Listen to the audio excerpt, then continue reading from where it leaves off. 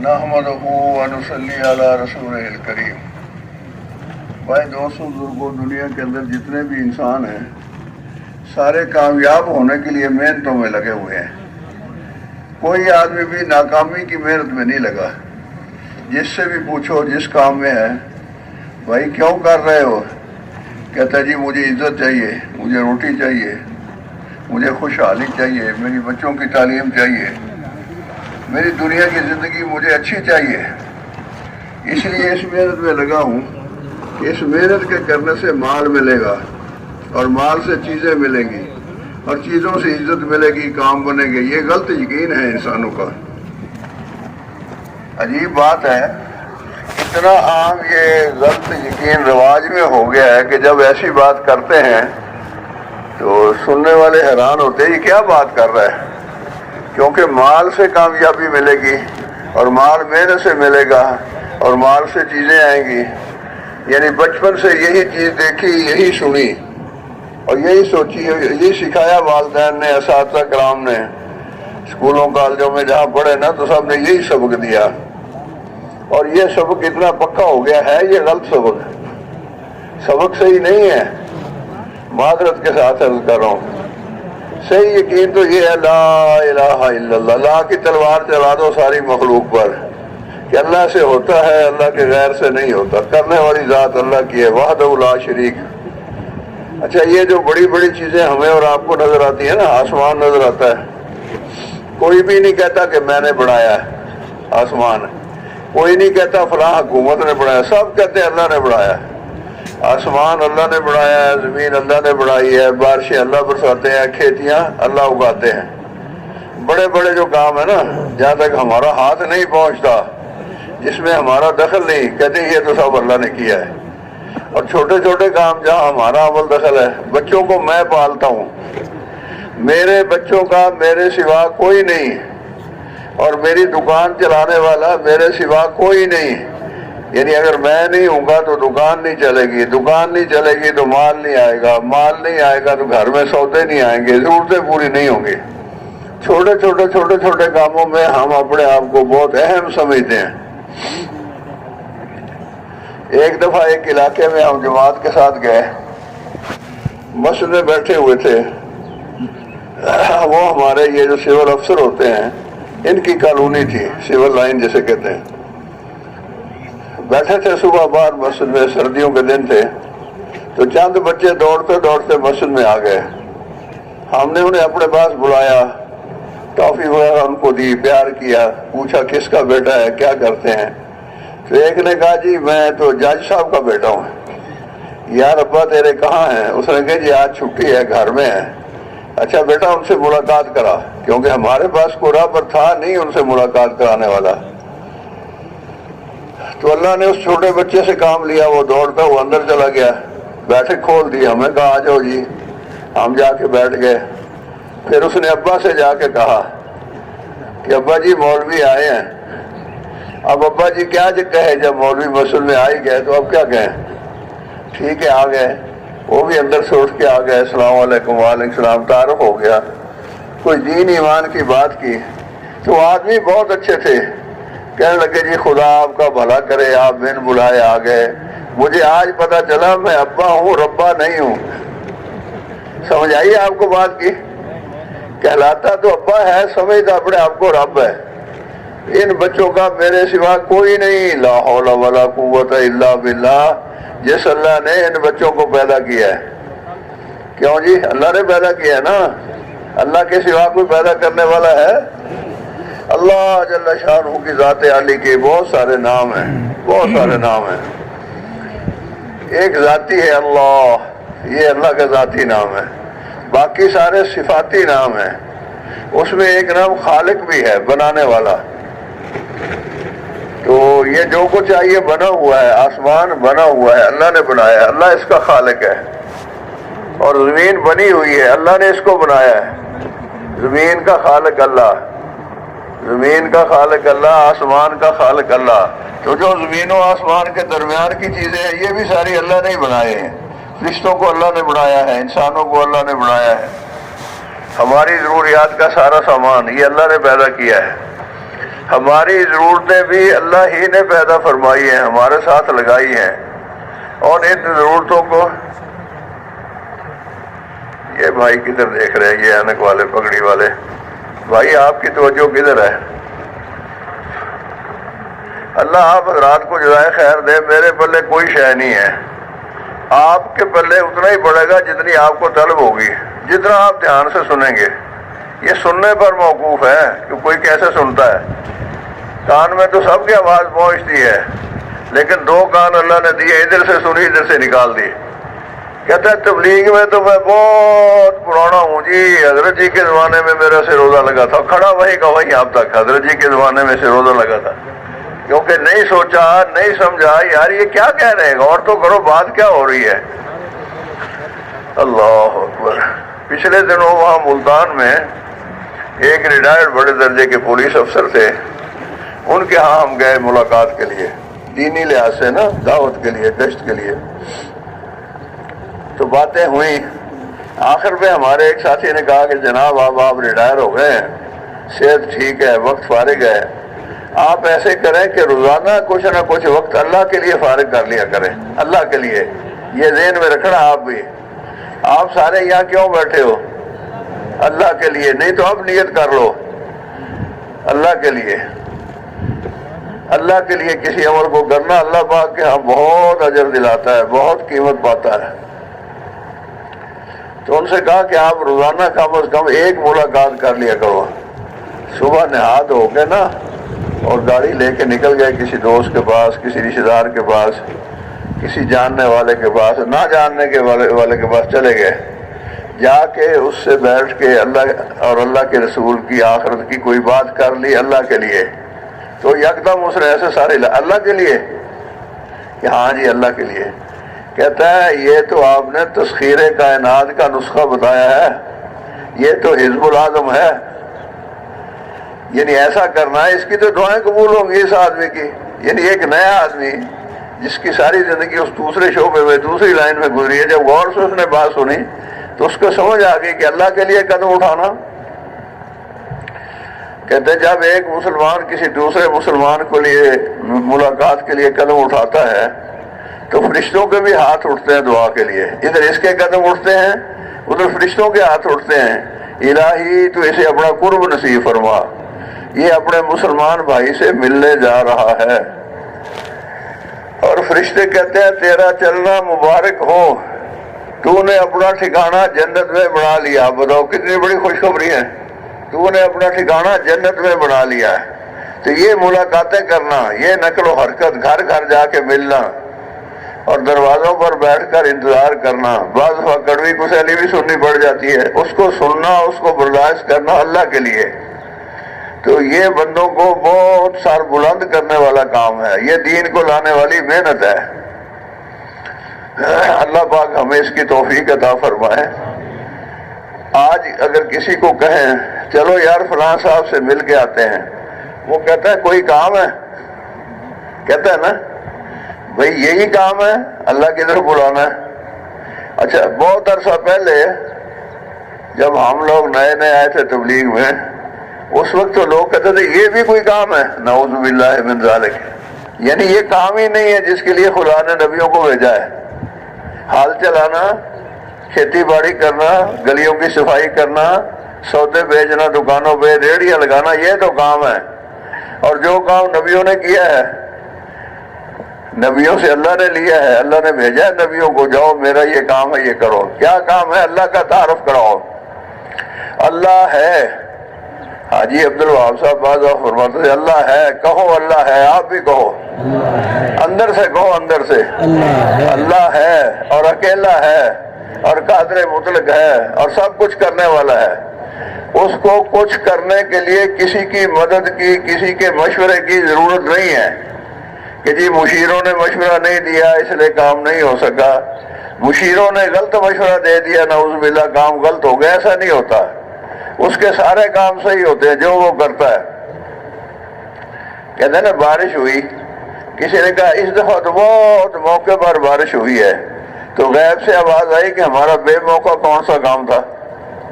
اللہ کے سارے کام موقع پر، اس کا اپنا شیڈیول ہے، اس کی اپنی ترتیب ہے، وہ اللہ ہے، ہم بندے ہیں، ہماری کیا ہستی ہے؟ اللہ کی ذات قادر مطلق ہے، اس کے ارادے کا نام وجود ہے، جو اس نے کرنا ہے وہ ہو کے رہنا ہے۔ حضرت مولانا محمد یوسف صاحب رحمۃ اللہ علیہ سن 65 میں یہ واقعہ رائے میں ان کی زبان مبارک سے بیان میں ہم نے سنا کہ حضرت ابراہیم علیہ السلام کی پیدائش حاکم وقت نہیں چاہتا تھا کہ ہو، بادشاہوں کے چاہنے سے اللہ کے کرنے والے کام نہیں رکتے۔ ساری دنیا کی حکومتیں، ساری دنیا کی فوجیں، ساری دنیا کے سارے عوام، حکام، فرشتے، ساری مخلوق لگ جائے، ہوگا وہی جو اللہ چاہے گا۔ انما امرہ اذا اراد شیئا ان یقول لہ کن فیکون، بس ختم کہانی۔ اس کو نجومیوں نے بتایا کہ آج کی رات وہ بچہ باپ سے ماں کے پیٹ میں منتقل ہو جائے گا۔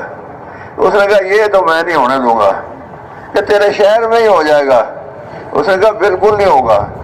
یعنی اپنا غلط یقین اتنا ان کا پکا ہوتا ہے نا، یہ بڑی مصیبت ہے، غلط یقین پر ڈٹ جاتے ہیں لوگ، سوچتے ہی نہیں کہ میں ہوں کیا، میری حیثیت کیا ہے۔ آدمی نا جامع سے باہر نکل جاتا ہے، اپنے آپ کو کچھ سمجھنے لگ جاتا ہے۔ تو اس نے کہا سارے شہر کی عورتیں اس طرف، سارے شہر کے مرد اس طرف، درمیان میں میرا تخت، باقی پولیس اور فوج اور یہ ساری انتظامیہ یہ پہرے پر، کوئی مرد کسی عورت سے نہ مل نہ پائے۔ یہ اس نے اپنی عقل سے ایک تجویز بنائی۔ اللہ کی شان، آدھی رات تک تو خود بیٹھا جاگتا رہا، آدھی رات کے وقت نیند نے غلبہ کیا۔ اب نیند ایسی چیز ہے اللہ کسی کو دے تو ملتی ہے، بعض دفعہ ہم کہتے ہیں آ جا آ جا آ جا، نہیں آتی، اور بعض دفعہ ہم کہتے ہیں نہ ابھی بیان سننے دے، کیوں جی، تو آ جاتی ہے، نہ چاہنے کے باوجود بھی گردن جھک جاتی ہے، آنکھیں بند ہو جاتی ہیں۔ اب وہ بادشاہ تھا، چوکیدار تو نہیں تھا، رات کو جاگنے کا تو عادی نہیں تھا۔ آدھی رات ہوئی تو نیند اللہ نے مسلط کر دی، گردن جھک گئی، لیٹ گیا، سو گیا۔ وزیر سے کہنے لگا جو وزیر خاص تھا، لے بھائی اب میں تو آرام کرتا ہوں، تو ذرا خیال رکھنا ادھر سے کوئی عورت ادھر نہ آئے، ادھر سے کوئی مرد ادھر نہ جائے۔ اس نے کہا جی فکر نہ کرے، باقی پہرا تو تھا ہی ہر طرف مضبوط۔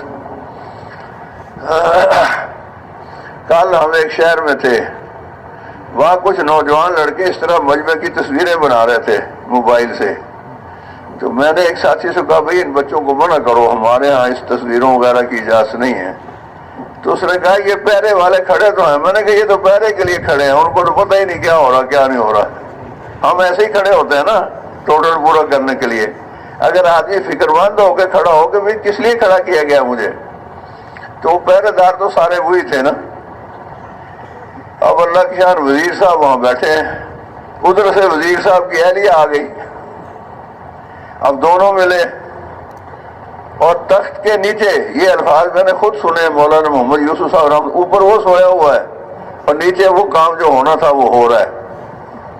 ہاں جی، اب انہوں نے کیا بتانا تھا کہ رات کو ہم نے کیا کیا، اور ان کی کس نے رپورٹ کرنی تھی؟ وہاں قریب تو کسی فوج پولیس کے آدمی نے آنا ہی نہیں تھا، بادشاہ سلامت وہاں ہے۔ تو صبح جب اٹھے تو نجومیوں نے کہا جی وہ تو ہو گیا جو ہونا تھا۔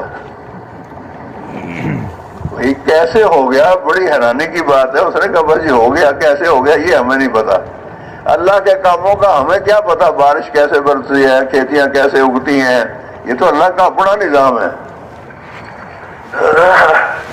ایک دیہاتی آدمی، زمین کی محنت کرنے والا کاشتکار، یقین اس کا یہی کہ جتنی گوڈی اتنی ڈوڈی، دب کے واہ رج کے کھا، یعنی جتنی محنت اتنی پیداوار۔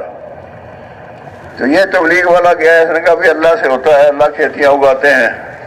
تو اس نے بڑے نازیبا الفاظ بولے، اللہ کی کرتا رہتا ہے، اللہ کیا کرتا ہے؟ اللہ جو کرتا ہے تم اندھے ہو، تمہیں کیا نظر آتا ہے اللہ کا کرنا؟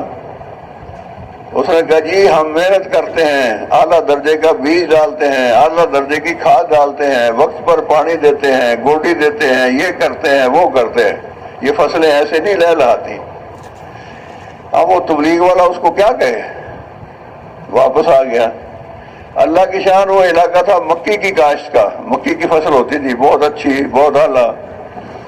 تو اس بندے نے کئی ایکڑ مکی کاشت کی، اللہ کی شان، اللہ جل شان نے اس کا ایک ایک دانہ اگایا۔ اللہ کسی کی محنت تو نہیں نہ رکھتے، اس نے بیج ڈالا تھا، اللہ نے ایک اس میں سے پودا پیدا کر دیا، اس پودے کو اللہ نے صحت بھی دے دی، قد بھی دے دیا، بڑھ بھی گیا، بڑے قد کا ہو گیا، موٹے بھی ہو گئے، وہ پودے ہرے بھی ہو گئے، صحت مند بھی، بیماری بھی کوئی نہیں، لیکن سٹا نہیں لگا کسی پودے کو، چھلی نہیں لگی۔ سمجھے کہ نہیں سمجھے؟ آپ کیا کہتے ہیں چھلی کو؟ مکی کی چھلیاں نہیں کھاتے ہم لوگ، دانے ہوتے ہیں جس میں۔ اب تو مت ماری گئی، حیران پریشان کی، یار یہ کیا ہو گیا؟ اب میں حضرات کے پاس جا رہا، جی دیکھو جی میری مکی کو تو اس دفعہ وہ پھال ہی نہیں لگا، پودے ایسے خالی کھڑے ہیں۔ اب وہ مکی کسی کام کی نہیں سوائے اس کے کاٹ کر جانوروں کو کھلا دی جائے، اس سے پیداوار تو کوئی نہیں۔ اللہ کی شان انہی دنوں میں وہ دائی، وہ مبلغ، اللہ کی طرف بلانے والا، وہ بھی پہنچ گیا۔ ہاں جی ملک صاحب کیا حال ہے؟ کہتا ہے مولوی صاحب کوئی حال نہیں، یہ دیکھ رہے ہو مکی میری کتنی ہے؟ اس نے کہا مکی تو کئی ایکڑ ہے، اور یہ دیکھو تو صحیح کسی پودے کو سٹا نہیں لگا۔ اس نے کہا جی گوڈی دب کے دو نا، بیج اچھا ڈالو۔ اس نے کہا جی ڈالا تھا۔ اس نے کہا پھر اللہ نے اگا دیا، تیری محنت تو اللہ نے نہیں رکھی۔ یہ جو ایک دانے کے 70 ہوتے ہیں، 100 ہوتے ہیں، یہ اللہ ہی کرتا ہے۔ یہ کون کرتا ہے؟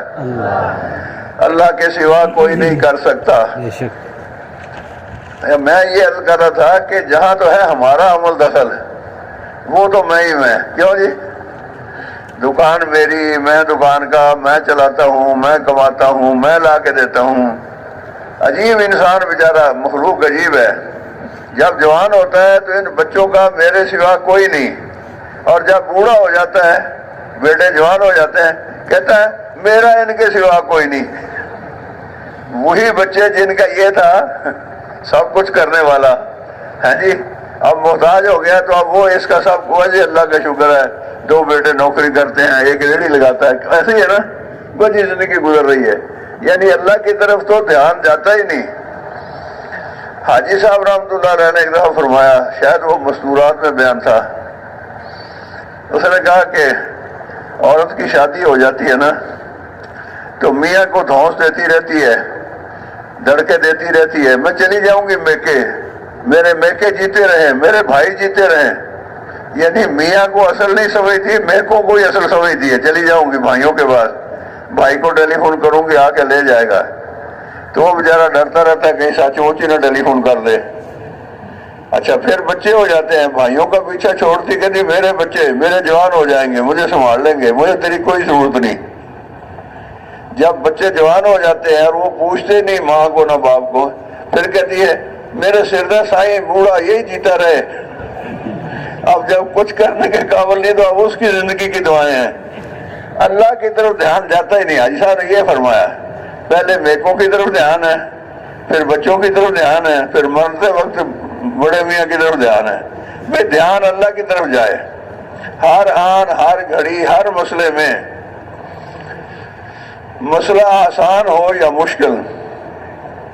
ایک آدمی کے گھر میں مہمان آیا، دیہات کا ماحول تھا، تو اب تو خیر مرغیاں عام ہو گئی نا، دیہاتوں میں بھی شہروں میں بھی۔ اس وقت تو دیسی مرغیاں خال دیہاتوں میں لوگ گھروں میں رکھتے تھے، خاص طور پر بھی اپنی ضرورت انڈے کی مرغی کی پوری ہو جائے۔ کوئی مہمان آ جائے تو مرغی پکاتے تھے عزت افزائی کے لیے۔ اب وہ گھر والوں نے کہا بھی کوئی مرغی پکڑو، مہمان آیا ہے۔ اب وہ مرغی قابو نہیں دے رہی تھی، کبھی چھت پہ چڑھ گئی، کبھی درخت پہ چڑھ گئی، اب یہ پیچھے بھاگ رہا ہے، وہ آگے بھاگ رہی ہے، تو پریشان ہو گیا، آخر پکڑ لی۔ آپ میری طرف دیکھو، آپ نہیں تو ادھر ہو جاؤ، دائیں طرف یا بائیں طرف، سامنے بیٹھ کے ادھر ادھر دیکھنا یہ تکلیف دہ ہے۔ ادھر ادھر کیا دیکھنا ہے؟ غصے میں تھا، اس کو پکڑ کے لے کے بیٹھ گیا ذبح کرنے کے لیے، دونوں پیر اکٹھے کر کے ایک پیر کے نیچے دے لیے، اس ہاتھ سے اس کی گردن پکڑ لی اور اس سے پکڑ لی چھری، اور غصے میں آیا، کہتے اب تو تمہیں خدا بھی نہیں بچا سکتا، اب بھاگنا۔ کیا کہا اس نے؟ کلمہ کفر بولا نا، اب بھاگ۔ یعنی یہ سمجھ رہا ہے کہ میری پوری گرفت ہے، چھری میرے ہاتھ میں ہے، اس کے پر میرے پاؤں کے نیچے ہے تو مرغی نا، کیوں جی، اور گردن میں نے پکڑی ہوئی ہے۔ کہتے ہیں اب بھاگ کے دکھا۔ اب تو تجھے خدا بھی نہیں بچا سکتا میرے ہاتھ سے۔ اچھا میرے دوستو، خدا تو خدا ہی ہے، ہم تو خدا کو اللہ معاف کرے ابے کے برابر بھی نہیں سمجھے۔ ابے کا تو کوئی ڈر خوف ہوتا ہے تھوڑا بہت، اللہ کا تو اتنا بھی نہیں۔ ادھر اس کے دل میں یہ خیال پیدا ہوا یا زبان سے اس نے یہ کلمہ کفر کہا، ادھر پیچھے گھوڑا یا گدھا یا کوئی جانور ایسا بندھا ہوا تھا، اللہ کی شان، اس نے رکھ کے دلتی ماری اس کے یہاں، یہ ریڑھ کی ہڈی، یہ ریڑھ کی ہڈی، یہ بہت اہم ہے۔ کہتے ہیں عمومی گشت جو ہے نا تبلیغ میں، یہ ریڑھ کی ہڈی ہے۔ یہ ریڑھ کی ہڈی ہے تو آدمی سیدھا کھڑا ہو سکتا ہے، جھک سکتا ہے، چل سکتا ہے۔ اس ریڑھ کی ہڈی کو کوئی عارضہ ہو جائے تو بس کمر جھک گئی، درد ہے، اب نیند نہیں آتی، کروٹ نہیں لے سکتا ہے۔ اب وہ یکدم جو پیچھے سے آ کے لگی اور یہ بھی یوں ہوا، وہ مرغی اڑ کے سامنے جا کے درخت پہ جا بیٹھی۔ بچایا اللہ نے کہ نہیں بچایا؟ نہیں، ممکن ہے یہ واقعہ ہو سکتا ہے کہ نہیں ہو سکتا ہے؟ قرآن پاک میں اللہ جل شانہ نے، قرآن پاک جو ہے نا یہ کتاب ہدایت ہے۔ اللہ جل شانہ نے ایمان کے واقعات بیان فرمائے، ایمان والوں کے۔ حضرت ابراہیم علیہ السلام، وہ تو لمبا قصہ ہے، وقت نہیں ہے اس لیے میں متعلقہ اس میں بات کرتا ہوں کہ جب ان کے بت توڑ دیے تو بھئی یہ کس نے توڑا؟ وہ لڑکا جو ہے نا نوجوان جسے ابراہیم کہتے ہیں، لگتا ہے یہ اسی نے کام کیا ہے، وہ ان کی مخالفت کرتا ہے۔ اچھا لاؤ اس کو لوگوں کے سامنے اور مزہ چکھاؤ اس کو۔ اس نے کیا کیا ہے؟ اپنے معبودوں کی مدد کرو۔ یعنی عجیب بات ہے کہ نہیں؟ بدلہ لینا چاہتے ہیں۔ تو حضرت کو بلا کے کہنے لگے ہاں بھائی جوان تو نے یہ کیا ہے؟ اس نے کہا انہی سے پوچھو نا، انہی سے پوچھو، اپنا حال تمہیں دیں، کیا بیتی ان کے ساتھ کارگزاری سنائیں۔ تو شرمندہ ہو گئے، تمہیں پتہ یہ تو بولتے نہیں، ان کا خوف ہے تمہارے اوپر بھی اور ان کے اوپر بھی، جو اپنا حال بھی نہیں دے سکتے، اپنا دکھڑا بھی نہیں بیان کر سکتے، تم ان کی عبادت کرتے ہو۔ تو پھر صاحب نے کہا جی ان کے لیے ایک بڑی آگ جلاؤ، بڑی آگ۔ یہاں تک سنا ہے بزرگوں سے کہ اتنے بلند تھے اس کے شعلے کہ اوپر سے اگر پرندہ گزرے تو وہ بھی جل کے اس میں گر جائے۔ انہوں نے چندہ یہ رکھا کہ جو آئے لکڑی لے کے آئے اس آگ میں ڈالنے کے لیے، ثواب کا کام ہے۔ اس نافرمان کو نعوذ باللہ معبودوں کے ساتھ زیادتی کرنے والے کو سزا دینی ہے۔ کوئی ایک فرد واحد تسلی دینے والا نہیں، کوئی یہ کہہ دے کہ یار حوصلہ کر، کوئی نہیں، اللہ خیر کرے، اتنا میٹھا بولنے والا کوئی نہیں۔ سامنے جلتی ہوئی آگ ہے، ساری حکومت، سارے عوام سب مخالف ہیں، کوئی خیر خواہ نہیں۔ ایسے حال میں کیا ہوتا ہے؟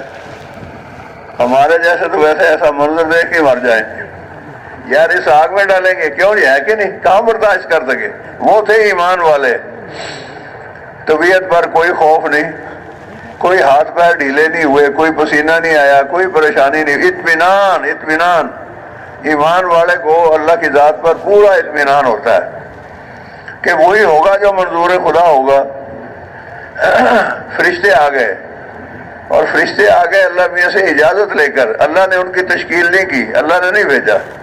انہوں نے جب یہ حال دیکھا بے قرار ہو گئے، یا اللہ یہ تیرے خلیل کے ساتھ کیا ہونے والا ہے، اگر تو اجازت دے تو ہم جائیں، کوئی مدد کرے۔ اللہ نے فرمایا جاؤ۔ آ گئے، اے ابراہیم ہم حاضر ہیں، ہم تیری مدد کریں، آگ کو بجھا دیں، پانی برسا دیں، تجھے اٹھا کے لے جائیں، جو تو کہے وہ کرے۔ ہاں انہوں نے کہا ہمارے لائق کوئی خدمت ہے؟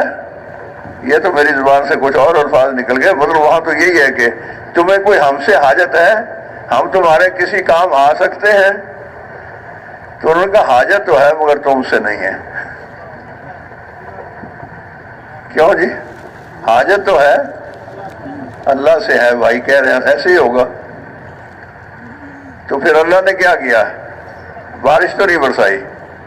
اگر اللہ بارش برسا دیتا، آگ بجھ جاتی، تو آج ہم کیا کہتے؟ اس واقعے کو سننے کے بعد ایمان نہ بڑھتا کہ وہ تو جی بارش آ گئی، آگ بجھ گئی، حضرت ابراہیم بچ گئے۔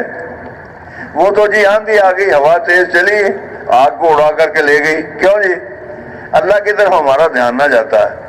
براہ راست اللہ جل شانہ نے کسی بندے کو نہیں کہا جاؤ اس آگ کو بجھاؤ، فرشتوں کو نہیں کہا بھی کھڑے کیا کر رہے ہو آگ کو بجھاؤ، ابراہیم کو اٹھاؤ ادھر لے جاؤ ادھر لینا۔ آگ سے کہا قلنا یا نار کونی بردا و سلاما، اے آگ ٹھنڈی ہو جا سلامتی کے ساتھ، اتنی ٹھنڈی بھی نہ ہو جائے کہ ہمارے پیارے کو سردی لگے۔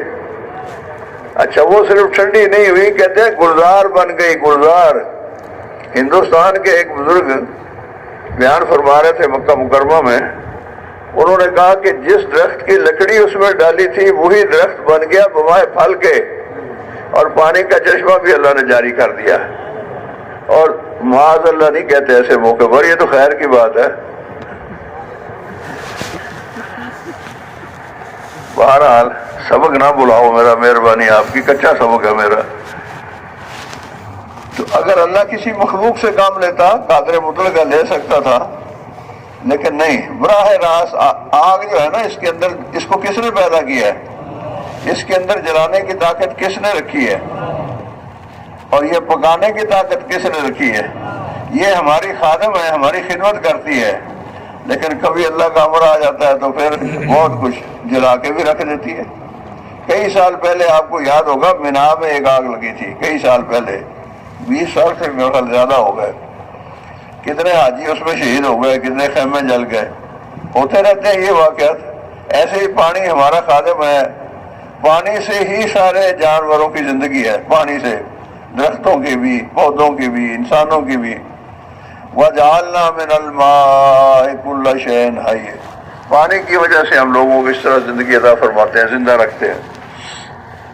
تو یہی پانی سیلاب آ گیا، چڑھ دوڑا، کیوں جی؟ گھروں کے گھر، محلوں کے محلے۔ کئی سال پہلے ہمارے علاقے میں ایک قصبہ ہے دائرہ دین بنا، ملتان سے کچھ دور آگے ہے، 60-70 میل۔ تو خود تو نہیں جا کے دیکھا، یہ واقعہ میں نے پڑھا کہ ہیلی کاپٹر پر فوج کے جوان اوپر چکر لگا رہے تھے، اس سیلاب میں کوئی پھنسا ہوا ہو تو اس کی مدد کریں، نکالیں وہاں سے، ریسکیو جسے کہتے ہیں، اس کی ضروریات سامان اس فراہم کریں۔ تو انہوں نے ایک گھر دیکھا، اور گھر والے ایسے بیٹھے ہیں جیسے باہر کچھ ہے ہی نہیں، بچے بیوی کھا پی رہے ہیں، خوش باش بیٹھے ہیں، چاروں طرف پانی ہے، اور وہ معمولی سا ایک دیہاتی گھر ہے، کوئی بنگلہ نہیں ہے، کوئی قلعہ نہیں ہے، وہ محفوظ ہے۔ تو انہوں نے اپنا ہیلی کاپٹر وہاں اتار دیا، یار یہ تو پورا خاندان ہے اور پانی کی زد میں ہے چاروں طرف سے، زوراور پانی، 2 دریاؤں کا پانی ہمارے یہاں اکٹھا ہو گیا، بہت زبردست سیلاب تھا وہ۔ جب وہ وہاں آئے ان سے پوچھا، انہوں نے کہا اچھا سیلاب آیا ہے؟ یعنی ایسے مست تھے اپنے حال میں کہ باہر کی دنیا کی خبر ہی نہیں۔ اور بی بی دیکھو تو صحیح، دیکھا اور کہا کہ تیرے گھر کا آدمی کہاں گیا ہے؟ اس نے کہا جی وہ تو چلے کے لیے اللہ کے راستے میں گیا۔ نہیں آپ کو یقین نہیں آیا میری بات کا؟ آیا ہے؟ کس کس کو آیا ہے؟ او ماشاءاللہ بڑے یقین والے لوگ ہیں۔ حضرت نوح علیہ السلام وہ بتاتے تھے کہ بھی ایک طوفان آئے گا، کشتی تیار کر رہے تھے نا، تو امتی مذاق اڑا رہے تھے، یہ کشتی کہاں چلے گی؟ موٹر وے پر کہاں چلے گی؟ پانی تو کہیں ہے نہیں۔ وہ جی سیلاب آئے گا، سیلاب کہاں سے آئے گا؟ تصور میں بھی نہیں۔ اللہ اکبر۔ ایک مائی تھی ایمان والی، اس نے کہا نوح جب وہ طوفان آیا نا، وہ ایمان والی تھی نا، مجھے ضرور بچا لینا، مجھے اپنی کشتی میں سوار کر لینا۔ ان کا میری کشتی میں جو سوار ہو جائیں گے نا وہی بچیں گے۔ تو وہ بھی بیچاری درخواست دے رہی تھی، یا نبی اللہ مجھے ضرور سوار کر لینا، کہ ہاں ہم جی کر لیں گے انشاءاللہ۔ اللہ کی شان، جب آئی بارش، جب آیا طوفان، تو اوپر سے بھی پانی، نیچے سے بھی پانی، حتیٰ کہ تندور جس میں روٹیاں لگاتے ہیں نا وہاں سے بھی پانی نکل رہا تھا، پانی ہی پانی، پانی ہی پانی۔ اب جن کو سوار کر لیا تھا حضرت نوح علیہ السلام نے اپنی کشتی میں، چند ایمان والے تھے ان کو، اور کچھ جوڑے مخلوق کے ضروری جن کو اللہ نے حکم دیا اپنے نبی کو، ان کو سوار کر لیا تھا۔ بس وہ کشتی تو تیری ہے پانی کے اوپر، باقی سب کچھ گھر کے آب۔ اور جب اللہ کے امر سے وہ کشتی ٹھہر گئی جوتی پہاڑ کے اوپر، طوفان تھم گیا، اللہ نے حکم دیا زمین کو پانی پی جا، اور آسمان سے پانی کا برسنا بند ہو گیا، علاقہ خشک ہو گیا، تو حضرت نوح علیہ السلام کو یاد آئے، او ہو وہ مائی بیچاری رہ گئی۔ اب وہ آئے تو دیکھا تو وہ نکلتی ہے اپنے گھر سے باہر، کہتی ہے حضرت وہ طوفان کب آئے گا؟ یہ واقعہ پہلے کبھی سنا نہیں؟ سنا؟ اچھا سن لیا کرو یار ایسے واقعات علماء کرام سے، ہیں؟ تو قرآن پاک میں نے عرض کیا یہ تو کتاب ایمان ہے اور یہ کتاب ہدایت ہے۔ ابھی 2-3 سال پہلے ہم لوگ آسٹریلیا سے آ رہے تھے جماعت سے واپس نا جہاز میں، تو میں نے ایک ایسا آدمی وہاں بیٹھا ہوا دیکھا، مجھے سمجھ نہیں آئی یہ آدمی کون ہے۔ لمبے بال تھے، پوری داڑھی تھی، سر سے ننگا تھا، پاؤں سے ننگا تھا، پیلے رنگ کا جوڑا تھا۔ میں نے کہا چلو اس سے کچھ تعارف کرتے ہیں، تو میں نے اس سے اجازت مانگی کہ میں آپ کے پاس کچھ دیر بیٹھنا چاہتا ہوں، تو اس نے مجھے اجازت دی۔ 2 سیٹیں تھیں اس کے پاس، ایک سیٹ پر بیٹھا تھا، ایک پر اپنا سامان رکھا تھا۔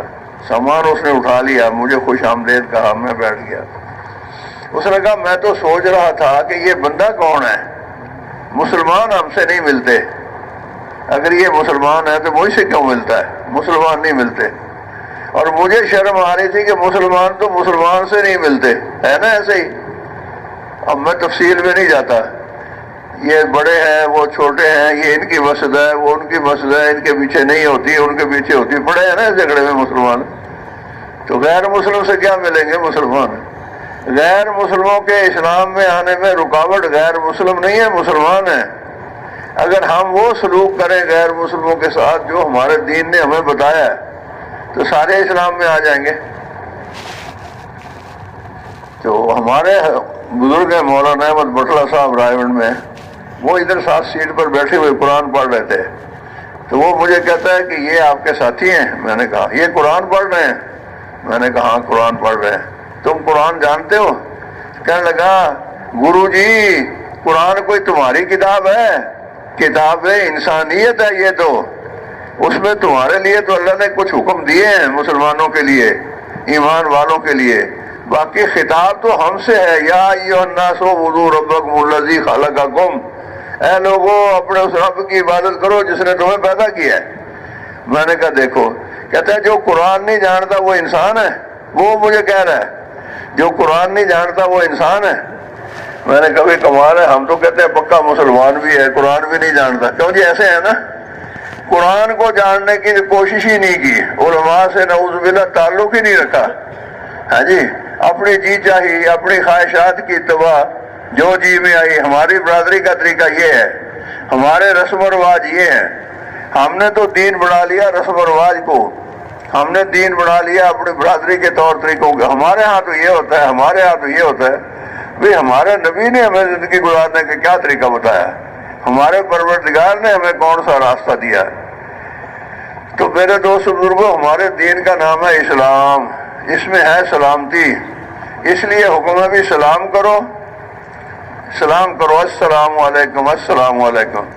جب اپنے گھر میں داخل ہو تو گھر والوں کو سلام کرو، حضور پر درود پڑھو، سورہ فاتحہ پڑھو اور بسم اللہ الرحمن الرحیم پڑھ کر گھر میں داخل ہو جاؤ۔ کتنے کام ہو گئے؟ 4 ہو گئے۔ بسم اللہ پڑھنا، سورہ فاتحہ پڑھنا، نہیں سورہ اخلاص پڑھنا، اخلاص ہے نا، سورہ اخلاص، اور سلام کرنا گھر والوں کو۔ اللہ ایسے گھر کو بے محنت مال اور چیزوں سے بھر دے گا۔ محنت ہو رہی نا مال اور چیزوں کے لیے، یہ 4 کام کر لو، کسی کے محتاج نہیں ہوگے، قرضہ نہیں چلے گا تمہارے سر پہ، مصیبتوں سے بچ جاؤ گے۔ مشکل اب یہ ہو گئی کہ ضعف ایمان کی وجہ سے، کمزور ایمان کی وجہ سے، اعمال کے راستے سے زندگی بننے کا یقین نہ ہونے کی وجہ سے یہ اعمال تو اب ہو گئے مشکل۔ وضو کرنا، نماز پڑھنا کون کرے، ہوتا نہیں، وقت نہیں، ہمت نہیں، اور نافرمانی آسان ہو گئی، اللہ کی نافرمانی۔ ہمارے ایک بزرگ تھے، وہ کہتے میں اپنے کھیتوں میں گیا، بڑے ذمہ دار تھے، تو میرے مظاہرے نے مجھے آتے ہوئے دیکھا، وہ زمانہ ہل چلانے کا تھا، ٹریکٹر نہیں ہوتے تھے، تو کہتے اس نے اپنے بیل روک دیے اور میری طرف آیا اور آ کے سلام کیا اور مصافحہ کیا، تو میں نے اس کا ہاتھ نہیں چھوڑا مصافحہ کرنے کے بعد، اور میں نے کہا اللہ دیتا حال دے، حال چلانا آسان ہے یا نماز پڑھنا آسان ہے؟ اس نے کہا سردار صاحب حال چلانا آسان ہے۔ اب آپ کو پتا حال کیسے چلایا جاتا ہے؟ آپ زیادہ شہری لوگ ہوں گے نا، بیلوں کے پیچھے پیچھے سارا دن چلنا، حال کا منا پکڑ کے نا، کھیت ہے، فصل نہیں ہے، خالی کھیت ہے، مٹی روڑے ہے، پتھر، سارا دن چلنا، یہ ہے حال چلانا۔ بڑی مشقت کا کام ہے نا، گرمی ہے، سردی ہے۔ اب وہ کیا کہہ رہا ہے؟ حل چلانا آسان ہے، کیونکہ اندر وہ نور نہیں ہے جس کی وجہ سے نماز آسان ہو۔ اللہ اکبر۔ اور جن کے لیے اندر اللہ نے نور ایمان دیا تھا، ایک صحابی رضی اللہ تعالیٰ عنہ کو کافروں نے پکڑ لیا اور ان کو شہید کرنا چاہتے تھے، تو ان سے کہا بھی تیری کوئی آخری تمنا ہو تو اپنی پوری کر لے۔ اس نے کہا سب تمنائیں پوری ہو گئی، اب کیا تمنا ہے؟ اللہ کے نام پر جان دینی ہے۔ انہوں نے کہا نہیں، کر لے کوئی خواہش ہو تو۔ اس نے کہا اچھا وضو کرنے دو، 2 رکعت نماز پڑھنے دو۔ آخری وقت میں اس دنیا سے جاتے ہوئے نماز پڑھنا ان کے لیے کتنا آسان۔ نماز پڑھنا نمازی کے لیے آسان ہے یا مشکل؟ آسان۔ اونچا بولو نا۔ آسان۔ اور بے نمازی کے لیے مشکل۔ اگر آسان ہے تو سارے نمازی کیوں نہیں ہیں؟ کیا وجہ ہے؟ وہ ایک بزرگ ہوتے تھے رائے گنج میں، بھائی اللہ دیتا صاحب، وہ کہنے لگے ایک علاقے میں ہم گئے، مسجد کے سامنے 4 بھائیوں پر کچھ جوان بیٹھے تھے، ہم گئے ان سے ایمان آخرت کی بات کی، ارادہ کروایا کہ نماز کے وقت مسجد میں آئیں گے، لیکن آئے نہیں۔ نماز پڑھ کے ہم پھر چلے گئے، تو کہنے لگے مولوی صاحب کیا کریں، مسجد کی طرف قدم اٹھتے ہی نہیں، یہ پاؤں ایسے ہیں جیسے ایک پاؤں ایک من کا ہو۔ تو یہ جب اندر نور ہدایت نہیں ہوتا، اندر نور ایمان نہیں ہوتا، تو اللہ کے حکموں کو پورا کرنا بہت مشکل۔ اس لیے پہلے یہ آواز لگتی تھی کہ دین پر چلنا مشکل ہے، سچ بولنا مشکل ہے، کون بول سکتا ہے، سچ بولنے سے کاروبار نہیں ہو سکتا، یہ مسلمان بولتے تھے۔ اللہ کی شان، اللہ جزائے خیر دے حضرت مولانا محمد الیاس صاحب رحمۃ اللہ علیہ کو اور ان کے ساتھیوں کو اور بعد والے حضرات کو، انہوں نے کہا دین پر چلنا آسان ہے اگر 6 نمبروں پر محنت کر لی جائے۔ سنی یہ بات کسی نے؟ دین پر چلنا آسان ہے، پہلا نمبر کلمہ لا الہ الا اللہ محمد رسول اللہ، اس کو دل میں اتارو اور اپنے دل سے اللہ کے غیر کو نکالو۔ جب تک غیر اندر بیٹھا ہے قبضہ تو اس کا ہے، حکومت تو اس کی چل رہی ہے، تم اللہ کی کیسے مانو گے؟ اپنے دل کو اغیار سے، اللہ کے غیروں سے خالی کرو۔ اللہ ایک ہے، وہی خالق ہے، وہی مالک ہے، وہی رازق ہے، باقی سب اللہ کا غیر ہے۔ اندر جو بھی ہے وہ اللہ کا غیر ہے۔ مفتی صاحب رحمۃ اللہ علیہ فرماتے تھے ناجائز قابضین، یہ دل اللہ کا حق ہے لیکن ہم نے اللہ کے غیر کو دے رکھا ہے، ناجائز۔ اس میں زمین قابض ہے، مال قابض ہے، بیوی قابض ہے، بچے قابض ہے، نہیں ہے تو اللہ ہی نہیں ہے، اندر باقی سب کچھ ہے۔ تو اس کلمے پر محنت کرو، اللہ سے ہونے کا یقین پیدا کرو، غیر اللہ سے، اللہ کے بغیر نہ ہونے کا یقین پیدا کرو۔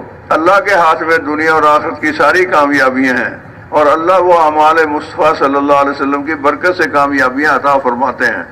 حضور کا طریقہ ضامن ہے دونوں جہانوں کی کامیابیوں کا، اللہ کا حکم، نبی کا طریقہ، اللہ پاک کو راضی کرنے کا جذبہ۔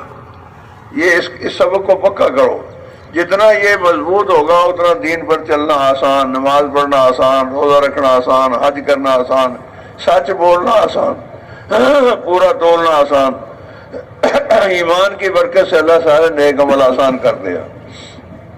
پھر نماز پر محنت کرو، نماز کو بناؤ جاندار، نماز کو بناؤ شاندار۔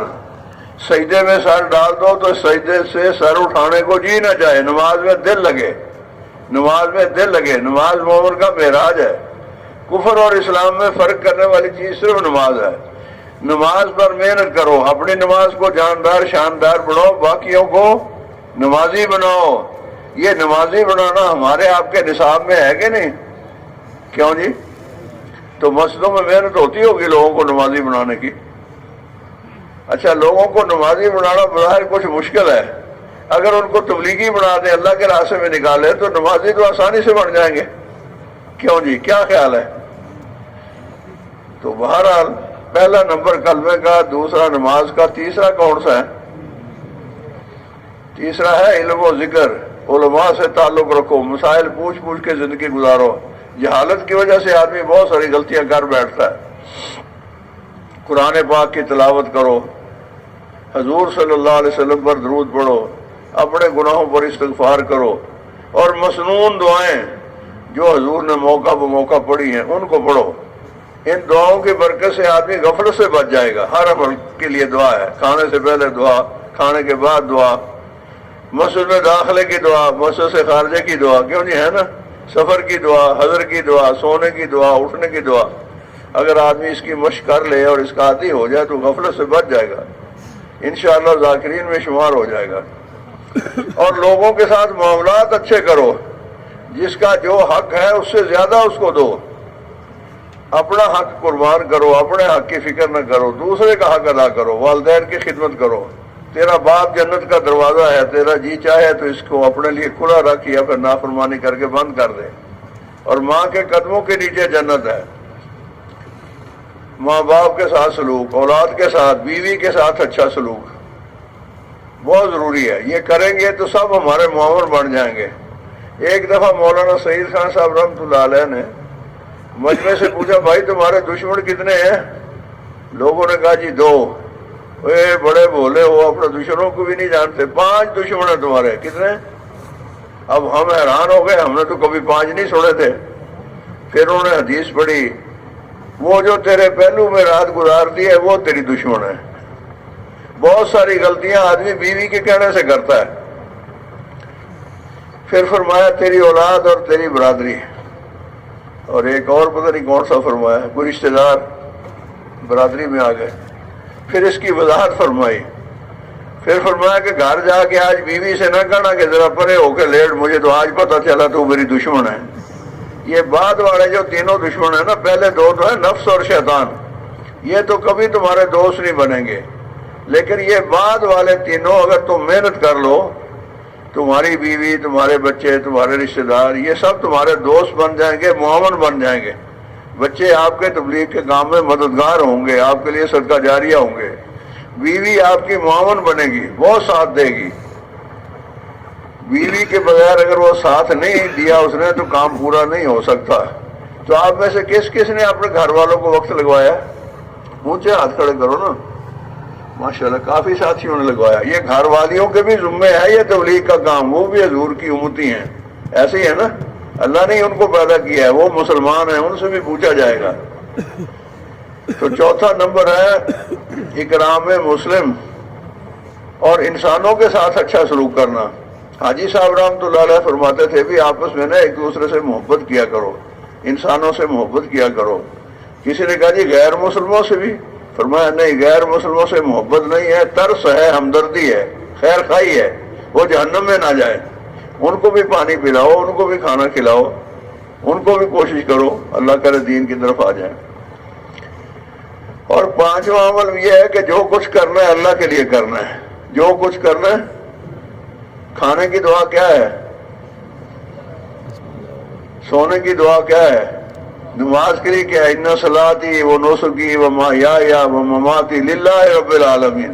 میرا تو جینا مرنا اٹھنا بیٹھنا سونا جاگنا سب اللہ کے لیے ہے۔ اس کی مشق کرنا، ہر عمل لوجہ اللہ، اللہ کے لیے، اللہ کے لیے، اللہ کے لیے اس کی مشق کرنا۔ اس کے لیے کوئی چیز کہیں باہر سے لانے کی ضرورت نہیں، یہ اندر کی چیزیں ہیں ساری۔ اور چھٹی اور آخری بات جو ہے، آخری نمبر، وہ کیا ہے؟ وہ یہ ہے کہ جتنا دین آتا ہے اس پر زندگی گزارو، عملاً اختیار کرو، دوسروں کو وہ سکھاؤ، اور جو نہیں آتا وہ سیکھو، اور اس سارے کی تبلیغ کرو۔ جس پر عمل کرتے ہو، جو علم میں ہے وہ بھی، جو نہیں علم میں وہ بھی، تبلیغ سارے کی کرو، پورے دین کی۔ جو ادھورے دین کی محنت کرے گا ادھورے دین پر چلے گا، کامیاب پورا نہیں ہوگا۔ پورا دین، ہم اور آپ میرے دوست بزرگوں، آقا نامدار سید الکونین تاجدار مدینہ صلی اللہ علیہ وسلم کی امتی ہے۔ سارا دین ساری دنیا میں لانا یہ ہماری آپ کی ذمہ داری ہے۔ کیا ہے ہماری ذمہ داری؟ سارا دین، سارا دین، پورا دین پوری دنیا میں لانا ہے، قیامت تک آنے والے انسانوں میں لانا ہے۔ سارا دین ساری دنیا میں قیامت تک آنے والے انسانوں میں لانا ہے، یہ ہم میں سے ہر ایک کی ذمہ داری ہے۔ دین کو لانا، دین کو سیکھنا، دین کو سکھانا، دین کو پھیلانا، اس کا ہم میں سے ہر کوئی ذمہ دار ہے، کوئی اس سے مستثنا نہیں ہے، نہ غریب نہ امیر نہ پڑھا لکھا نہ ان پڑھ۔ جو کہتا ہے نا میں مسلمان ہوں، یہ اس کی ذمہ داری ہے کہ سارا دین لانا ہے، ساری دنیا میں لانا ہے، قیامت تک آنے والے انسانوں میں لانا ہے۔ ہمارا میدان محنت سارا جہان ہے اور ہمارا زمانہ محنت قیامت تک کے انسان ہیں۔ اچھا جی، یہ تو بہت مشکل بڑا کام آپ نے بتا دیا ہے۔ کوئی مشکل نہیں ہے، اللہ نے عملہ کتنا دیا ہے؟ اس وقت ساری دنیا کی آبادی 700 کروڑ انسان ہے، جس میں 200 کروڑ تو مسلمان ہیں، 2 ارب کے قریب۔ تو ایک مسلمان کے حصے میں تو 3 آتے ہیں وہ دوسرے۔ ابھی ہم اپنے آپ کو نہیں سنبھال پا رہے، اگر تھوڑی سی محنت کرے 4 مہینے لگا کے اپنے آپ کو سنبھال لیں، یہ 6 صفات اپنے اندر پیدا کر لیں، ان 6 صفات کو اپنی عملی زندگی میں استعمال کریں، تو اللہ کی ذات سے امید ہے کہ اللہ ہمیں اور آپ کو ملکوں اور قوموں کی ہدایت کا ذریعہ بنا دے گا۔ اللہ نے بنایا ہے ہمیں، یہی امت ہی ذریعہ ہے، اب نبی کوئی نہیں آئے گا۔ کیوں جی اب کوئی نبی آئے گا؟ یہ تو ہمارا ایمان ہے، ہمارا عقیدہ ہے، الحمدللہ رب العالمین، اب نبی کوئی نہیں آئے گا۔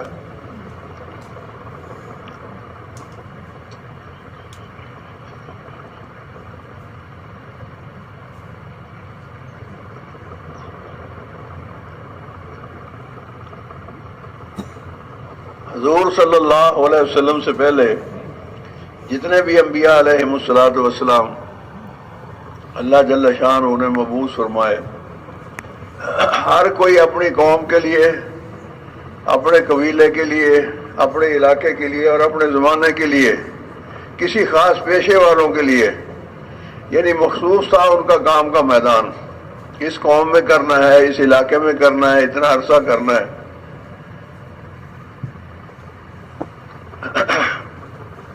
پہلے زمانے کے انبیاء کا میدان محنت مخصوص تھا، بعض کسی قوم کے لیے، کسی پیشے والوں کے لیے، کسی علاقے والوں کے لیے، اور ہمارے نبی سارے پیشے والوں کے لیے، سب پیشے والوں کے لیے، سب قوموں کے لیے، سب علاقوں کے لیے، سب زمانوں کے لیے۔ یہ بات کچھ واضح ہوئی ہے؟ دوبارہ عرض کروں، ہمارے نبی عالمی نبی، سارے پیشے والوں کے لیے، بادشاہوں کے بھی آپ نبی، فقیروں کے بھی آپ نبی، کوئی کسی پیشے والا ہو سب کے نبی آپ صلی اللہ علیہ وسلم، کوئی کسی قوم والا ہو، کسی علاقے والا ہو، مشرق والوں کے بھی آپ نبی، مغرب والوں کے بھی آپ نبی، دیہاتیوں کے بھی آپ نبی، شہریوں کے بھی آپ نبی۔ آپ کی نبوت عالمی اور ہم ان کی عالمی امت، ہم رسول پاک صلی اللہ علیہ وسلم عالمی نبی اور ہم ان کی عالمی امت اور آخری امت۔ فرمایا میرے بعد کوئی نبی نہیں اور تمہارے بعد کوئی امت نہیں، اور یہ امت اسی کام کے لیے بھیجی گئی ہے جس کے لیے اللہ پہلے نبیوں کو بھیجتے تھے۔ ہمارا ایک سفر تھا افریقہ میں، 1 سال کا پیدل، نائجیریا میں تھے ہم لوگ، پیدل چلتے تھے گاؤں گاؤں، تو ایک گاؤں میں شام کو پہنچے، گشت کیا، مغربی نماز کے بعد بیان کے لیے ساتھی کھڑا ہوا، اس ساتھی نے تعارف کرایا کہ ہم حضور کے امتی ہیں، حضور آخری نبی ہیں، حضور عالمی نبی ہیں۔ بیان انگریزی میں تھا، وہ انگریزی بولتے ہیں، تو اس نے تو کہا تھا ابھی اب کوئی نبی نہیں آئے گا، لیکن وہ ترجمان بیچارہ کچھ ماٹھا تھا، وہ سمجھا نہیں، اس نے کہا یہ 13 نبی پاکستان سے آئے ہیں تمہیں ہدایت دینے کے لیے، مختصر ترجمہ کر لیا نا۔ تو مجمع نے جب یہ سنا، عقیدے کے خلاف بات ہے نا، ان کے تو چہروں پر غصہ، آثار نفرت کے نمایاں ہو گئے، بھئی یہ کیا ہوا؟ اس سے پوچھا بھی کیا ہوا؟ اس نے کہا تمہارا تعارف کرایا تھے 13 نبی آئے ہیں پاکستان سے۔ پاکستان میں نبی بنانے کی کوئی فیکٹری ہے؟ کیوں جی؟ نبیوں والی محنت تو ہو رہی ہے، اپنے آپ کو خدا خاصا نبی نہیں سمجھنا۔ کوئی اگر ایسا سمجھے گا وہ تو اسلام سے ہی خارج ہے۔ کیوں جی؟ نبی صلی اللہ علیہ وسلم کے ہم اور آپ سارے کارندے ہیں۔ ہم چائنا گئے جماعت میں سن 2000 میں، وہاں شیار ایک شہر ہے بڑا، تو اس شہر کے اس مسجد، وہاں ایک بڑی مسجد ہے، مرکزی مسجد، جیسے ہمارے یہاں شاہی مسجد ہیں، تو وہاں لوگ آتے ہیں اس مسجد کی زیارت کے لیے، تاریخی مسجد ہے، غیر مسلم زیادہ ہوتے ہیں دیکھنے کے لیے آتے ہیں۔ تو اس کے گرد و نواح میں چاروں طرف مسلمانوں کی دکانیں، نوادرات وغیرہ کی، تو ہم بھی وہاں جاتے تھے، ان سے واقفیت ہو گئی، ان کے پاس بیٹھ جاتے تھے، بات چیت کرتے تھے، دعوت دیتے تھے۔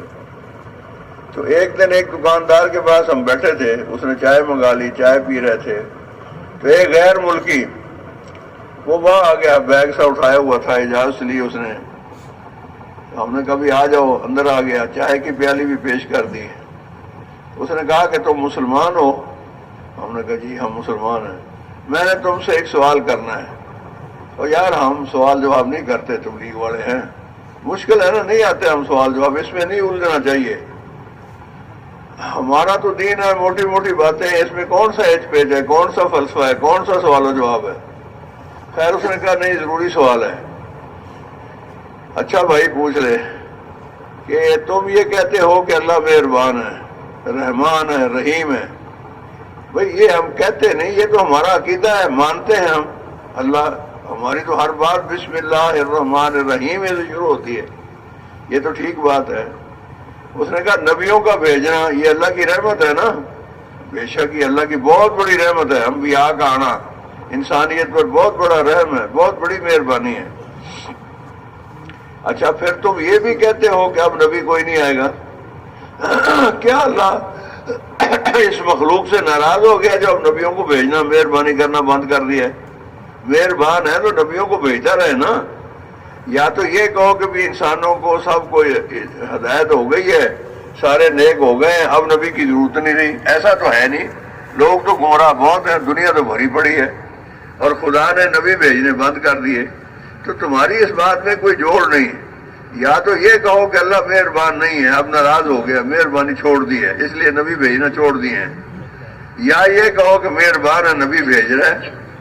نبی کیوں نہیں بھیجتا جب ضرورت ہے؟ سوری نکالنا بند نہیں کیا، گندم پیدا کرنی بند نہیں کی، بارش برسانا بند نہیں کی، ان کا کوئی کھانا پینا تو بند نہیں کیا، اور ہدایت کا بندوبست اللہ نے بند کر دیا، یہ کیسے ہے؟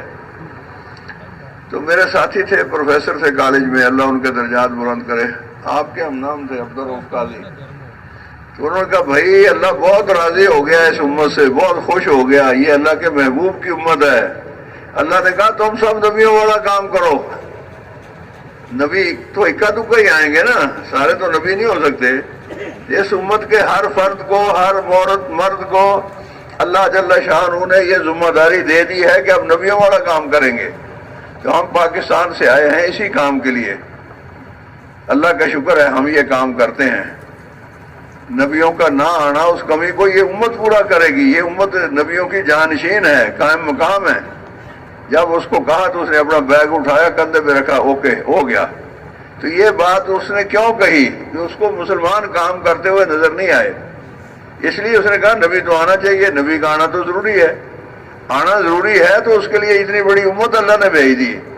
میں نے عرض یہ کیا ہے کہ کام بڑا ہے، سارے عالم میں کرنا ہے، قیامت تک آنے والے انسانوں کو ادھر لانا ہے، غیر مسلموں کو اسلام میں لانا ہے، اور مسلمانوں کو رسول پاک صلی اللہ علیہ وسلم والی مبارک محنت پر کھڑا کرنا ہے۔ کام بڑا ہے، تو عملہ کتنا دیا اللہ نے؟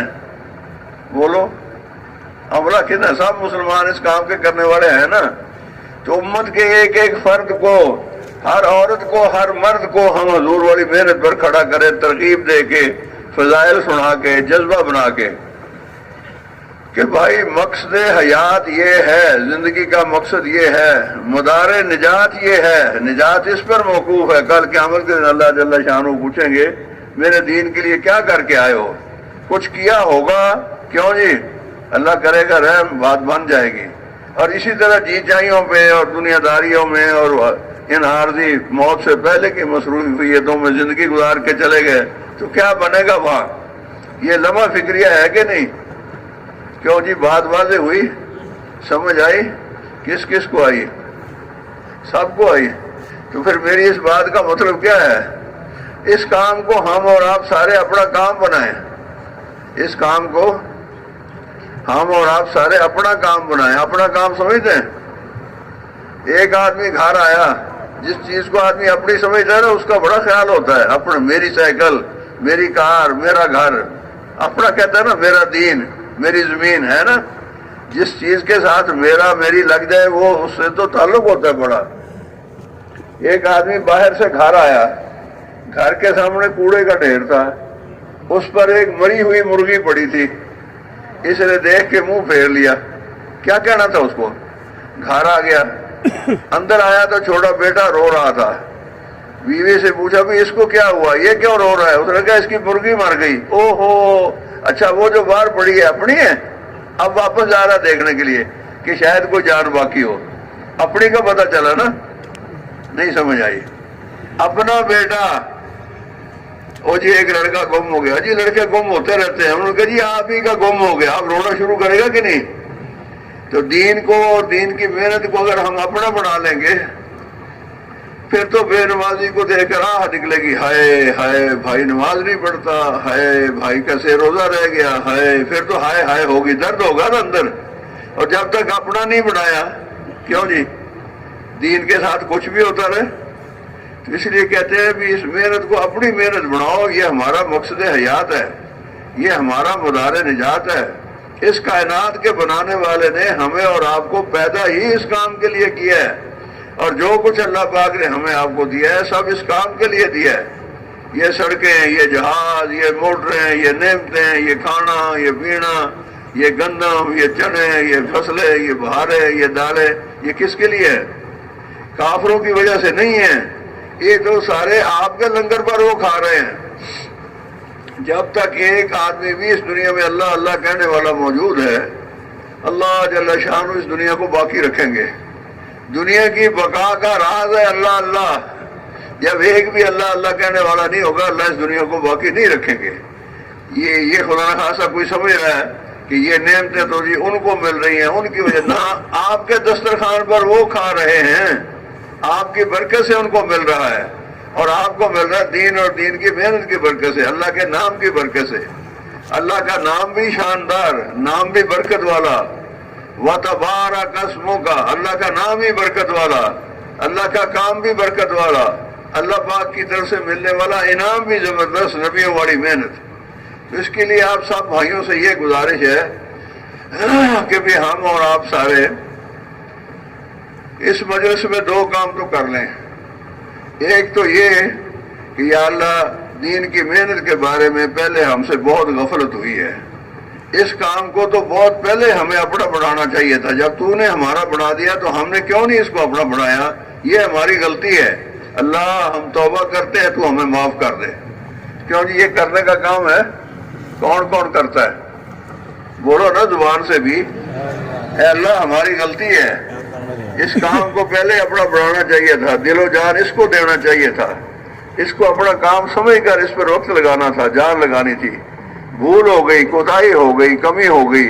اے اللہ تو غفور الرحیم ہے، مہربانی فرما ہمیں معاف کر دے۔ کر لیا جی سب نے؟ معافی مانگنا اللہ سے یہ تو شان کی بات ہے، اللہ سے معافی مانگنا، پروردگار ہے بہت خوش ہوتا ہے جب توبہ کرتے ہیں، معافی مانگتے ہیں۔ دوسرا کام یہ ہے کہ اب آئندہ ہم کوتاہی نہیں کریں گے۔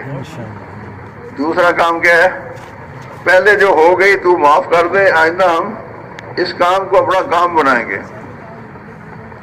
حاجی صاحب رحمۃ اللہ علیہ فرماتے تھے کام کو کام بنانے کا مطلب یہ ہے اپنی جان کے تقاضے ہیں نا ذات کے، سونا ہے، کھانا ہے، نہانا ہے، یہ ذات کے تقاضے ہیں، اور اپنے بیوی بچوں کے تقاضے، گھر بار کے، اور اپنے کاروبار کے تقاضے، تین قسم کے ہیں۔ ان تقاضوں کو کریں گے پیچھے اور دین کے تقاضوں کو کریں گے آگے۔ کیوں جی کچھ بات واضح ہوئی؟ کیا کریں گے؟ کام کو کام بڑھانے کا کیا مطلب ہے؟ اپنی ذات، اپنے بیوی بچے اور اپنا کاروبار، ان کی ضرورتیں، ان کے تقاضے پیچھے، اور تبلیغ کے اور دین کے تقاضے آگے، مقدم آگے۔ ان کو دادا بھی بلائے اور ابا بھی بلائے تو پہلے کہاں جائیں گے ہم؟ ایک ہی وقت میں دادا بھی بلائے اور ابا بھی بلائے تو کہاں جائیں گے؟ دادے کے پاس جائیں گے نا، بڑے ابا ہے۔ تو اللہ کا دین بھی بلائے اور دنیا بھی بلائے۔ دنیا تو ضرورت کی چیز ہے، دنیا مقصود تو نہیں ہے نا، دنیا کو پیچھے کریں گے۔ اچھا جی بعد میں انشاءاللہ، پہلے اجتماع بغدا لیں، گشت کر لیں، سے روزہ لگا لیں، جو تقاضا دین کا پہلے اس کو مقدم کریں گے۔ یہ ہے کام کو کام بنانا، کوئی مشکل ہے یہ؟ تبلیغ والے خدا نخواستہ ملنگ نہیں بنا رہے کہ دنیا چھوڑ دو، بیویاں چھوڑ دو، بچے چھوڑ دو، یہ دین کی تعلیم نہیں ہے۔ لا رہبانیت فی الاسلام، اسلام میں رہبانیت نہیں ہے، ترک دنیا نہیں ہے، مگر غرق دنیا بھی نہیں ہے کہ غرق ہو جاؤ اسی دنیا میں۔ کیا ہے؟ درمیان درمیان اعتدال کا راستہ اسلام میں، نہ غرق ہو جانا دنیا میں کہ بس دنیا ہی دنیا ہے، اور نہ اس کو ترک کر دینا کہ چھوڑ دیا جی بس ہم نے تبلیغ سے شادی کر لی۔ مولانا محمد احمد صاحب رحمۃ اللہ علیہ فرماتے ہیں یہ کوئی عورت ہے جس سے شادی کر لی؟ یہ کچی باتیں ہیں، نامناسب باتیں ہیں۔ تبلیغ تو ہمارا کام ہے، ہم نے اس کو کرنا ہے اور پہلا درجہ اس کو دینا ہے۔ ہم ایک دفعہ بنگلہ دیش گئے تو وہاں بس کے کنڈکٹر سے میں نے پوچھا یار تبلیغ کو جانتے ہو؟ اس نے کہا ہاں جانتا ہوں۔ میں نے کہا کیا سمجھتے ہو؟ اس نے کہا 1 نمبر کام تبلیغ ہے، 2 نمبر کام نوکری ہے۔ اب 1 نمبر ہم نے نوکری کو اور کاروبار کو سمجھا ہے، ہماری ضرورتیں حاجتیں بظاہر وہاں سے پوری ہوتی ہیں، ہم نے سمجھا یہی اصل کام ہے، اسی میں لگے رہو۔ ضرورتیں حاجتیں اللہ پاک پوری کرتا ہے، اللہ نے ضرورتیں لگائی ہیں، اللہ ہی ان کو پوری کرتا ہے۔ یہ سارے اسباب ہماری ضرورتیں پوری کرنے کے لیے تو اللہ نے بنائے ہیں۔ وہ اللہ جو ہمارا خالق ہے وہ ہماری ضرورتوں کا بھی خالق ہے، وہ ہمارے حالات کا بھی خالق ہے، وہ حالات کو بدلنے پر بھی قادر ہے۔ اگر ہم اپنے آپ کو بدل دیتے ہیں تو اللہ ہمارے حالات کو بھی بدل دے گا، برکت والی روزی دے گا، سہولت والی روزی دے گا، وافر روزی دے گا، کسی کا محتاج نہیں کرے گا، اولادوں کو نیک کرے گا، دنیا انشاءاللہ جنت کا نمونہ بنے گی۔ اگر ہم وہ کریں جو اللہ چاہتے ہیں تو اللہ وہ کریں گے جو ہم چاہتے ہیں۔ بات سمجھ میں آئی؟ ان تنصر اللہ ینصرکم، اگر تم اللہ کا کام کرو گے تو اللہ تمہاری مدد کرے گا۔ آسان معاملہ ہے۔ یہاں سے ہمارے اعمال اوپر جاتے ہیں، جیسے اعمال ہم اوپر بھیجتے ہیں ویسے حالات اوپر سے نیچے آتے ہیں۔ اعمال اچھے حالات اچھے، اعمال خراب حالات خراب۔ اب حالات کا رونا رونے میں لگے ہوئے ہیں، اللہ کو راضی کرنے میں ہم لگ جائیں، اللہ والے عملوں میں لگ جائیں، 100% نمازی ہو جائیں، یہ تو خیر بہت بڑی بات ہے، اللہ کرے وہ دن بھی دیکھنا نصیب ہو۔ یہاں تک میں نے سنا تھا کئی سال پہلے اپنے اکابرین سے 49%، بھائی 49% سن رہے ہو؟ یعنی 50 آدھا ہو گیا نا 100 کا، 49 آدھے سے بھی کم۔ اگر مسلمان نمازی ہو جائے کتنے؟ 49%، تو مسلمانوں کا زوال رک جائے گا اور کافروں کا زوال شروع ہو جائے گا۔ سمجھ آئی بات؟ 49% مسلمان، اور اگر 51% مسلمان نمازی ہو جائے تو مسلمانوں کا عروج شروع ہو جائے گا اور کافروں کا زوال شروع ہو جائے گا۔ کافروں کی ترقی رک جائے گی اگر ہم 49% مسلمان نمازی بن جائیں۔ ایک کسی غیر ملک میں کسی نے پوچھا وہ بھی تمہارے جمعے کی نماز میں کتنے نمازی ہوتے ہیں؟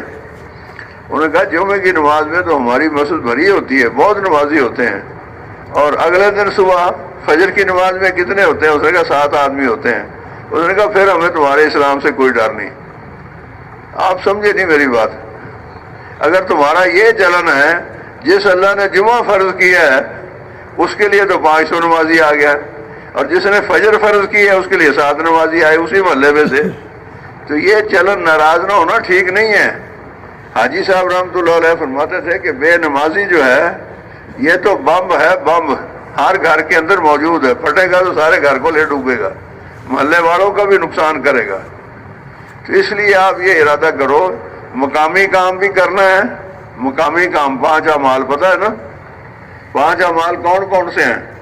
روزانہ اپنی مسجد کو 2.5 گھنٹے دینے ہیں، سنیے یہ بات، روزانہ تعلیم کرنی ہے، روزانہ مشورہ کرنا ہے، سارا دین ساری دنیا میں کیسے آئے یہ فکر کرنی ہے، یہ مشورہ کرنا ہے، اور 2.5 گھنٹے روزانہ دینے ہیں، محلے والوں پر محنت کرنی ہے، کام پر کھڑا کرنا ہے، مسجد سے جوڑنا ہے۔ حاجی صاحب فرماتے تھے ہر مسلمان کو مسجد سے جوڑ دو، مسجد اللہ کا گھر ہے، جو مسجد سے جڑ گیا وہ اللہ سے جڑ گیا، جو مسجد سے کٹ گیا وہ اللہ سے کٹ گیا۔ تو 2.5 گھنٹے روزانہ دینے ہیں، تعلیم کرنی ہے، مشورہ کرنا ہے، یہ 3 کام ایک دن میں کرنے کے ہیں۔ اور کیا کرنا ہے؟ ہفتے میں 2 گشت 2 ہے لیکن شمار 1 عمل ہوگا، اور مہینے کا سے روزہ، ہر مہینے میں ہمارا مہینہ ہے ہی 27 دن کا، 3 دن اللہ کے نام کے ہیں، جو اللہ کے نام کا ہوتا ہے وہ غیر اللہ کو نہیں دیا جاتا، کرتے ہو اس کا ارادہ؟ انشاءاللہ۔ اور زندگی میں 1 دفعہ 4 مہینے ضرور لگانے ہیں زندگی میں، اور اس میں دیر نہیں کرنی، شیطان کا ہتھیار ہے دیر کروانا، دیر نہیں کرنی، بہت دیر پہلے ہی ہو گئی، آج سے اس اجتماع سے نقد اللہ کے راستے میں وہ بھائی جن کے 4 مہینے نہیں لگے وہ نکلیں گے، ہم اس کے لیے ان کے ساتھ تعاون کریں، ان کو ترغیب دیں، ان کا حوصلہ بڑھائیں، اور جن کے 4 مہینے لگ گئے ہیں وہ باہر ملکوں کے لیے، سارا عالم ہمارا میدان محنت ہے، ساری دنیا میں ہم نے جانا ہے، اور دنیا انتظار میں ہے کہ کوئی آئے، لوگ اب سننے ماننے کے لیے بہت تیار ہیں۔ تو جن کا وقت لگ گیا ہے، قواعد پورے ہیں، وہ ملکوں کے لیے، جن کے قواعد پورے نہیں ہیں، خدا نخواستہ چلے کی کمی ہے، ایسے روزے کی کمی ہے، مقامی کام میں کوئی کمی ہے، اس کمی کو پورا کرنا ہے، کمی نہیں آنے دینی۔ یہ مقامی کام سمجھو ہمارا پاسپورٹ اور ویزا ہے، یہ تیار رہنا چاہیے ہر وقت، اور اس لیے نہیں کہ ہم نے ملکوں میں جانا ہے، اس لیے کہ یہ ہماری ضرورت ہے، دعوت و تبلیغ ہماری ضرورت بھی ہے، ہماری ذمہ داری بھی ہے، اس کے بغیر دین ہماری زندگیوں میں نہیں آ سکتا، یہ ہماری ضرورت ہے، اور ذمہ داری ہے کہ سارے عالم میں سارا دین لانا ہے، یہ امت جو ہے اس بات کی ذمہ دار ہے۔ تو اس کے لیے آپ سارے بھائی، یہ چھوٹا سا تو یعنی مختصر سا تو اجتماع ہے، کل شروع ہوا کل ختم ہو جائے گا، کیوں جی؟ اس کو ذرا قیمتی بنائیں، اپنے وقت کو خوب اختلاط کریں، آپس میں ساتھیوں کو تیار کریں، حالات سے اثر نہ لیں، گرمی سردی کیا ہے، مخلوق کی تو ہے نا، گرمی میں کون سا کاروبار رک گیا جو تبلیغ رک جائے؟ نہیں، انشاءاللہ ہم اللہ کے راستے میں نکلیں گے، نکالیں گے، جماعتیں بنائیں گے اپنی اپنی مسجدوں سے، اپنے اپنے حلقوں سے، اور بھرپور اگر یہ سارا ہی مجمع جتنا آیا ہوا سارا اللہ کے راستے میں نکل جائے تو پھر اللہ کی مدد ہم دیکھیں کیسے آتی ہے، زبردست مدد ہوگی اللہ پاک کی۔ تو اس لیے گزارش ہے آپ بھائیوں سے کہ اپنی ضروریات کو ذرا مختصر کر کے دنیا کی باتوں سے ذرا پرہیز کریں، اس جگہ کو مسجد کی طرح سے استعمال کریں جیسے آپ مسجد میں ہیں، اور فکر کے ساتھ آج کی رات ہے، شب درمیان اللہ مہربان، رات کو دعائیں بھی خوب مانگے اللہ سے، یا اللہ تو قبول فرما، یہ تو اسلام آباد ہے، یہ تو ملک کا دارالخلافہ ہے، یہ تو دل ہے ہمارے ملک کا، یہاں دین ہوگا، یہاں دین کی محنت والے ہوں گے، یہاں فکر کرنے والے ہوں گے، تو ساری دنیا میں بات یہاں سے پہنچے گی، ہر جگہ ساری دنیا میں پہنچے گی انشاءاللہ۔ تو اس کے لیے تیار ہے سارے ساتھی؟ بس جی